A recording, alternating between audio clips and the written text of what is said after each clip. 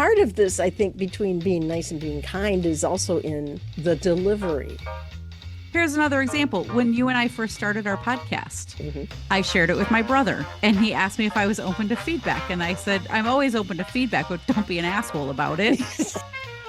Do you want to say what you want to say because you want them to hear it? Because you believe that you are delivering something of value? Or you just want to know that they heard it? Right. And you had a chance to say it.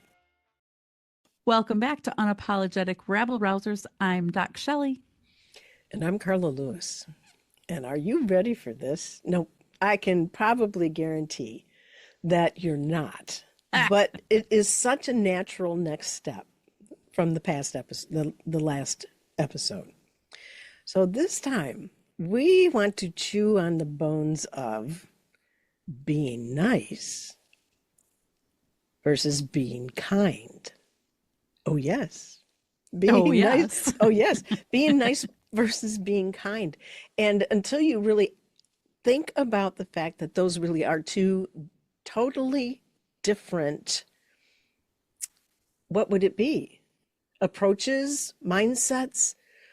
There's a tremendous, yes. And so we want to dig into that and just take a look at, for each of the interactions that we may be engaging in, regardless of the setting, nice versus kind. Let's do this. Yes. I think we're going to break down why we're conditioned to being nice, the kind of the hidden cost of always playing nice, and how shifting to kindness without guilt, I'm going to add, can actually strengthen relationships and self-respect.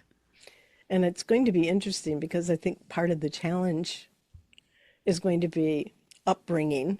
All of us have been through a training in our most formative period about what was right and wrong, that being nice was important, and it involved very particular things like manners and politeness and those kinds of things. But how did that... Don't rock the boat. Yes. And as we grew and as we went through those formative periods in our lives, that this notion of being nice and being kind really do need to be differentiated, because being nice is not necessarily good. Exactly. I think when we think about being nice, it's being overly agreeable, being don't rock the boat thing. It just comes to mind when I think about people that are just too nice. And it's so funny because I am often get told I'm nice, and it just makes me cringe. I'm like, I'm not a nice person. I'm not. I'm kind. I am not nice. But it gets into defining what that really is, right? Well, when I think about being kind, when I think about being nice, it's about making other people comfortable at the cost of myself. Kindness is not about making other people comfortable. It's about acting with integrity, acting with compassion, acting with honesty, even in those uncomfortable moments. I can do that. I'm not going to roll over and be nice for the sake of being nice to make you comfortable. Whoa. So let's tease that one apart. Because we take a look at normal social interactions, and I'm going to use social in a broader sense, because interactions at work, interactions at the grocery store, interactions amongst the buds, amongst the family, those are all social interactions. And we have a conditioning. We've all grown up with different parents and patterns and what have you, but that interaction with another human being in whatever situation, encountering somebody who's being kind, and so, somebody who's being kind, but it doesn't feel good. What's happening there?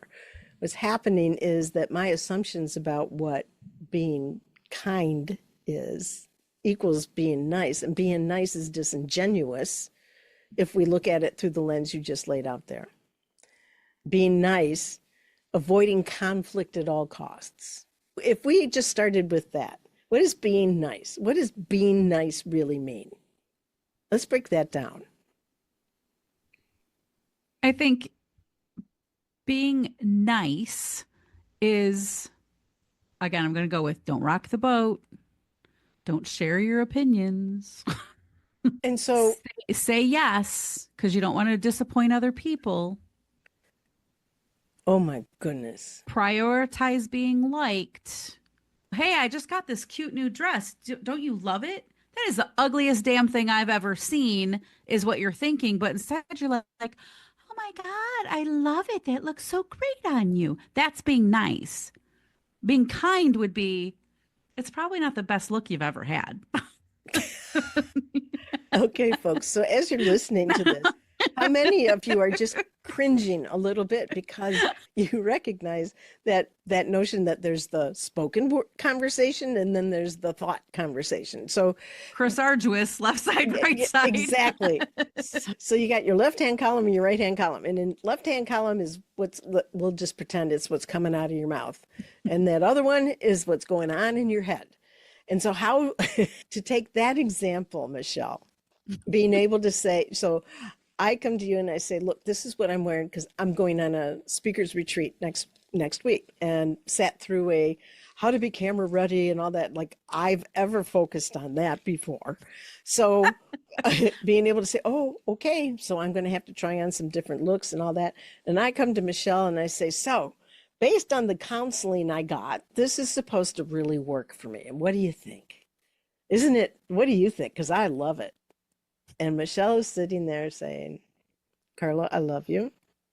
And because I love you and you know me, you know that you're going to get the truth from me. Because if anything else would not be being your friend. Mm-hmm. And quite frankly, Carla, I'm not seeing that work on your behalf. And part of this, I think, between being nice and being kind is also in the delivery. You don't have to come out and say, Carla, it makes you look like a stuffed grape. Or I don't know. That wouldn't be kind. Here's another example. When you and I first started our podcast, mm-hmm. I shared it with my brother. And he asked me if I was open to feedback. And I said, of course, I'm always open to feedback, but don't be an asshole about it. That's right. Because sometimes my brother is neither kind nor nice. We grew up together. And he said, it's really good. You guys are washed out. You both need to wear a little bit more makeup. That was kind. Mm-hmm. It was honest. Mm-hmm. I wouldn't throw that in the nice category. Kind.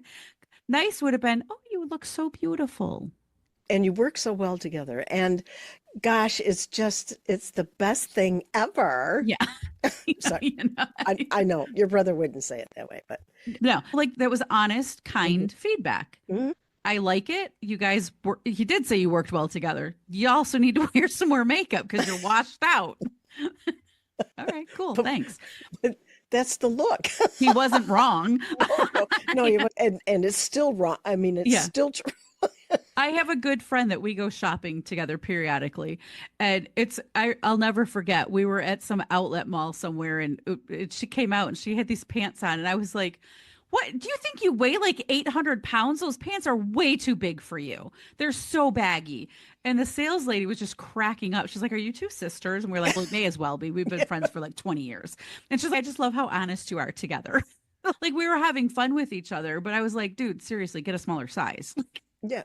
But you just mentioned. And then she came out with a way too small size. And I was like, no, okay, not that small. But you use the word honest. Yeah.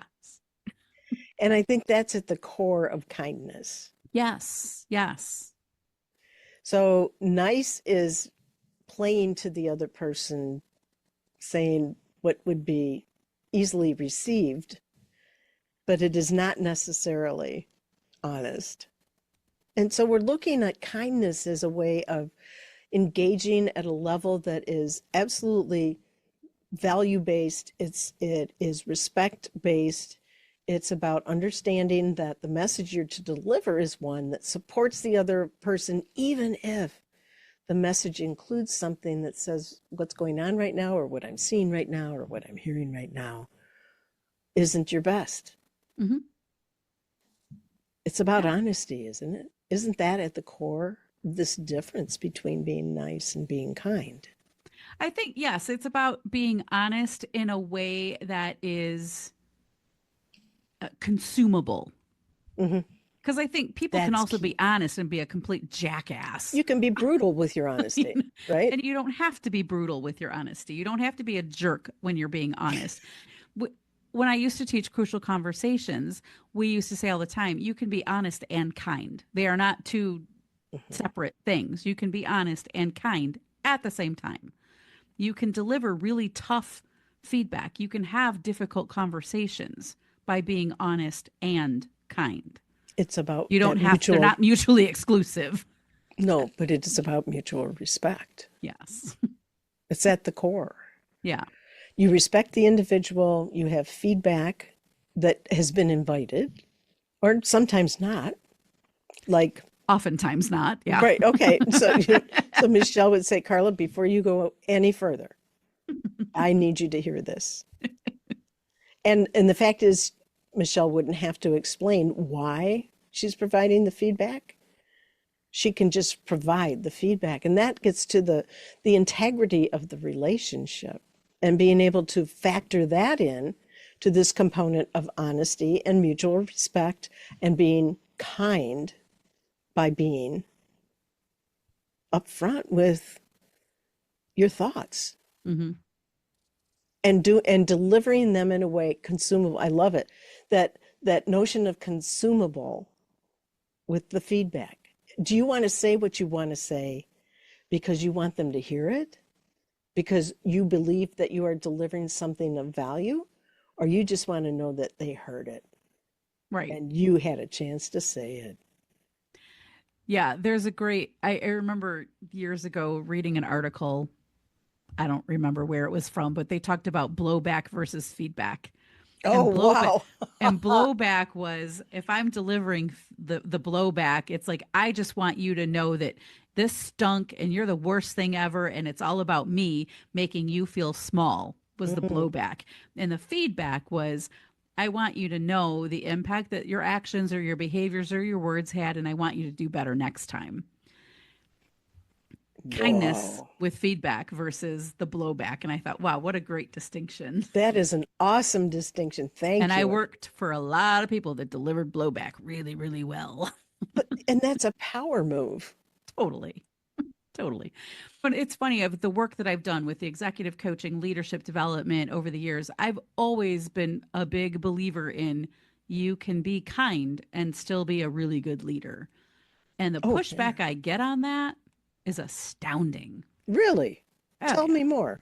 Oh, people think they have to be very deliberate and mean and directive and dictator like in order to be a good leader because that's often what they've seen. And I'm like, Mhm. you can be kind and be a good leader. Let's not go there any further than we just did. Okay. That's going to take us on a whole big left turn that I Well, don't want to go into. okay. Well, maybe not on this episode, but I think there might be something really interesting to pursue down the road. But it's true. It is it is so true. And there are people that are going to sit and bluster, and that comes, I think, from a place of insecurity. And I'm going to do everything I can to make sure that if I'm loud and proud and I can bluster, blow you. I love the blowback. I'm sorry that I'm just going to use that Mhm. a lot. But just think about how many people, and maybe amongst those who are listening, how that may be a tactic because this be nice versus be kind is a difficult it's a difficult bridge for you to cross. Hmm. And I think we have to think about the cost of being too nice, right? So when you're always nice, you might think you're keeping your relationships intact. You might think you're keeping the peace, but you're actually weakening your relationships because you're not Mm, having real connection because connection requires honesty. So you're building up resentment for mm, yourself too. Because when you say yes and you mean no Over time, you're going to get frustrated. People are going to start to take advantage because you're always going to say yes. People are going to push your limits because guess what? You have no boundaries. People are going to take advantage of that. You're avoiding conflict at all costs, so you have no voice. Being nice keeps your interactions shallow, so you've got surface level relationships. True kindness fosters trust. Surface level kindness, that niceness, doesn't foster trust. And you're prioritizing everyone else, which means guess who you're neglecting? Yourself. So that cost of being too nice is real. It has real impact on the quality of your life. Don't be nice, be kind. If there were some steps to take, some questions to ask oneself about just where do I fall on that nice and kind continuum, and it may be driven by circumstance, it may be driven by relationship, whatever it is, what would be some of the questions that I would use or our listeners could use to say, okay, where am I on that continuum and what's facilitating that? And if I want to move toward kindness, what do I need to do? Yeah, I think it's a good question. I think you have to start again, awareness, right? Like, are you finding yourself in that nice category where you're sacrificing yourself? Is it costing you peace? Is it costing you self-respect? Are you saying yes when you want to say no? Are you protecting your peace when you don't really need to? Do you have surface level relationships where you want deeper connection? And I think some of it starts with boundaries. I hate to bring up boundaries again, but Why do you hate it? It's so important. it is. We love boundaries Yeah. and being aware of them and developing them and honoring them. Yes. And Sorry. you can be kind while still saying no and speaking up for yourself and holding others accountable. When we're nice, we don't do those things. We say yes. We don't speak up for ourselves. We don't hold other people accountable. But we can do all of that in kindness. So I think before you say yes to somebody, just check yourself. Do I really want to do this? And if you don't, say no. It's not that difficult. Instead of, oftentimes in meetings, I see this a lot. We'll come to a decision and they'll say, you haven't added anything, Carla. Do you have anything to say? Nope, I'm good. Try actually having a different perspective. Unless you don't, then that's cool. But if you're sitting there the whole time going, these people are idiots. I wish they would talk about this, or I think they'd think this. Throw that perspective out there. And of course, Michelle does know that if anybody ever asked me, they wouldn't ever have to ask me that, but if they did, they'd know, they'd get something. Okay. So just public service announcement. Yeah. And I think I make it sound like saying no is really easy. And I know that it sometimes is really difficult, but we can say no with some compassion, right? I appreciate you thinking about me. I can't commit to that right now. Check in with me in a month. I don't know, something like that. Mm-hmm. And we can be direct. We don't have to be mean. We don't have to be harsh. I care about you, and this is why I want to be honest in the feedback I need to deliver to you. It's about being able to. And I think the biggest, yep, go ahead. No, please. I was going to say, I think the biggest thing that we need to let go of is the need to be liked by everyone. I think that is at the crux of why people are nice. Not everyone's going to agree with you. Not everyone's going to like you. And that's okay. It really is. I think being able to be liked by everybody and avoiding conflict, those two pieces. Because if I say something that's not nice, it's going to just go against the grain. But I think being able to be aware, number one, that you do have a choice, even if you've practiced a whole bunch on the be nice side. There's so many things, so many pearls that Michelle has dropped about being able to consider, just take a look at it and say, all right, what serves me in delivering this feedback? And if it's something that is not grounded in mutual respect, then check it. But if it's grounded in mutual respect and consideration for the value of the feedback, then you will find the right words because it's coming from a different place than one of power and just trying to be better than somebody else. And that wasn't very articulate, but at the heart of it is being able to be aware that truth is okay. Truth is important. Truth is kindness. Delivery is based on a respect for the fact that you have a voice and there's somebody else that's going to be listening to it and they're going to be taking it in, and you do it from that place. That is kindness. That is a form of love for yourself and for the person with whom you're engaging. Indeed. Yes. I think that's a great way to wrap up this episode. And all I would add is choosing kindness over niceness is a game changer. It changes your relationships. It strengthens self-respect, and it allows you to show up better in the world. With that, I am DocShellie. And I'm Carla Lewis. Thank you for joining us. We really welcome hearing from you about what you take away from this or any episode. And please feel free to share the fact that this kind of conversation, this unapologetic conversation over things that really need a voice, that's what's happening here. And we'd love to spread the joy. Thanks for listening. Yes. And you can be kind while still saying no and speaking up for yourself and holding others accountable. When we're nice, we don't do those things. We say yes. We don't speak up for ourselves. We don't hold other people accountable. But we can do all of that in kindness. So I think before you say yes to somebody, just check yourself. Do I really want to do this? And if you don't, say no.